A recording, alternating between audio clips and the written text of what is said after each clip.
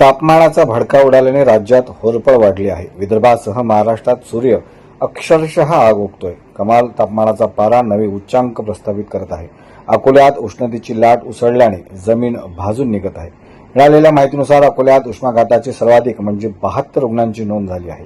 त्यापैकी 55 रुग्णांना डिस्चार्ज देण्यात आला आहे. उर्वरित रुग्णांवर सध्या उपचार सुरू आहेत. या उन्हामुळे अकोलेकर अक्षरशः उष्णतेच्या तडाख्यात होरपळत आहेत. तर दुसरीकडे अकोल्यात तापमानाचा पारा हा 45 ते 46 अंश सेल्सिअस तापमानामुळे शहर जणू आगीची भट्टी बनली आहे.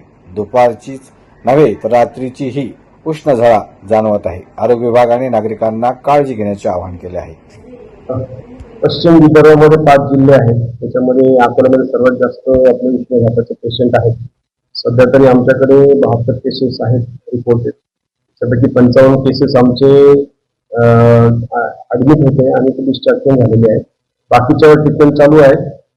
सौम्य केसेस आहेत आणि 2 केसेस जीएमसी मध्ये ऍडमिट आहेत.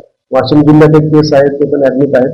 त्याला त्वरित आज उद्यामध्ये डिस्चार्ज होईल आणि कोणतीही डेथची रिपोर्टिंग नाही आहे. एक केस रिपोर्ट झाली होती पण त्याचा पीएमचा रिपोर्ट अवेटेड आहे. त्यानंतर आम्ही त्याच्यावर भाष्य करू. तसंच जनतेने सतर्क राहणं अपेक्षित आहे, कारण दुपारचा जो पारा आहे तो 47 पर्यंत जातो. त्यामुळे दुपारी बाहेर न जाणं, कोणताही क्रीडा न करणं किंवा क्रीडा मुलांनी खेळू नये.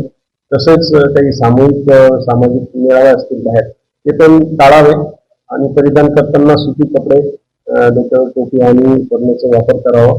त्याच्याने तुमचा उष्णघातापासून त्रास तुमचा कमी होईल. तसंच कोणाला काही उष्णघाताचे लक्षणे असतील, मळमळ असणं किंवा उलटी येणं, चक्कर येणं, अशा प्रकारचे काही लक्षणं असतील तर त्वरित तुम्ही जवळच्या आपल्या प्राथमिक आरोग्य केंद्र किंवा ग्रामीण रुग्णालयामध्ये रिपोर्ट करावे. तसेच आमच्याकडे टोल फ्री नंबर आहे 108 आणि 102.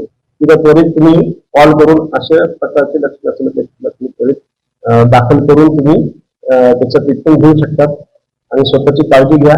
तसंच वयोवृद्ध, गर्भवती महिला, बालकं यांनी पण वेगळी काळजी घेणं गरजेचं आहे, कारण त्यांना पण त्रास अधिक प्रमाणे होऊ शकतो उष्णघातामुळे. सर्वांनी काळजी घ्यावी हे शासनाचे आदेश आहेत, तसे आम्ही सर्वांना विनंती करतो. धन्यवाद.